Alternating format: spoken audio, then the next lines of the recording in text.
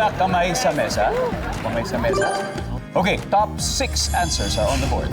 May nakasalubong kang lalaking nakabarong Tagalog. Saan kaya siya pupunta? Sir Boy? Kasal!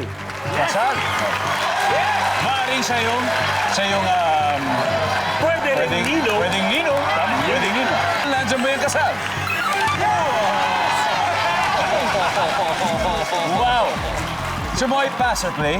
Siyempre, please. Balik muna tayo.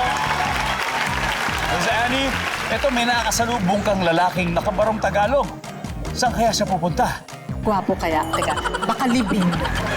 Libing niya. Libing naman, oo. Kasi May biyak po ba sa likod yung barong? Ha? Nandiyan ba ang libing? Miss Sweet, may nakasalubong kang lalaki na nakabarong Tagalog. Saan po kaya siya pupunta? Sa hearing. Oh! Saan po kaya ang hearing ko? Sa Senado. Sa Senado yung hearing? Sino po ba siya? Siya po ba yung... State witness. Oh, state witness. Nandiyan ba yan? Sakto.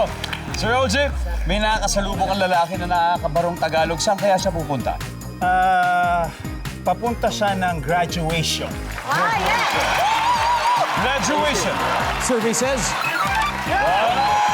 Sir Boy, may nakakasalubong ang lalaki na nakabarong Tagalog. Saan siya pupunta?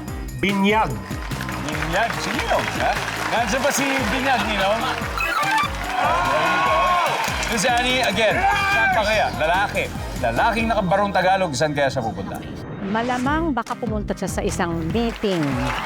Meeting. meeting sa opisina, gano'n. Opisina. Services? Boys, kids, Miss Sweet, may nakasalubong ang lalaki na nakabarong Tagalog. Saan kaya pupunta yun? Sa church. Sa church. Church service, ganyan. Baka siya rin yung pumunta ng hearing, tas nangumpisal pagkatapos. Sa church. Nandiyan ba yung church? Wala. Ha? Ha? Ito. Coach. Coach siya. Ito, ang lalaki nakabarong, nakasalubong mo. Saan kaya pupunta to? Siguro buwan ng wika. Barong eh. Barong. Lalo na, nasa August, di ba? Biggs. Pareho, buwan ng wika din. Pareho rin, buwan ng wika din. Pao. Copy paste, copy paste. Base, buwan ng wika. Pero kami kasigurado. Okay, Julie, may nakasalubong ang lalaki na kabarong Tagalog. Saan kaya siya pupunta? Doon kami sa buwan ng wika. Buwan ng wika. Yeah. Okay yun. So, bubo tayo sa buwan ng wika.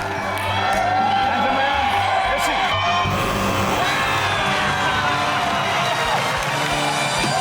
Walang buwan ng wika. Tapos na daw kasi. September na ngayon. Nako, dahil sila nakuha po ng The Company ang round 1, they have 89 points. Parang hinahanap pa lang The Voice Kids yung rhythm. Pero for now lang yan. Don't worry, babawi naman sila.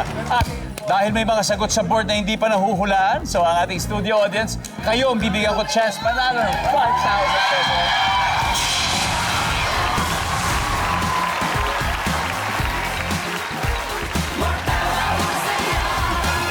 Hello, what's your name? My name is Akisha. Akisha. Hello, Akisha. Welcome. Okay, Akisha, may nakasalubong kang lalaki na nakabarong Tagalog. Saan kaya siya pupunta? Birthday. Birthday. Baka dibo, ha? Medyo bonggang birthday yan. Nandiyan ba yung birthday? Go! Ano ba ang mga hindi nahulaan? Tingnan natin. Number 4, posisyon. Yan, yung mga sagala, yung mga escort, ganyan talaga yan. Anyway,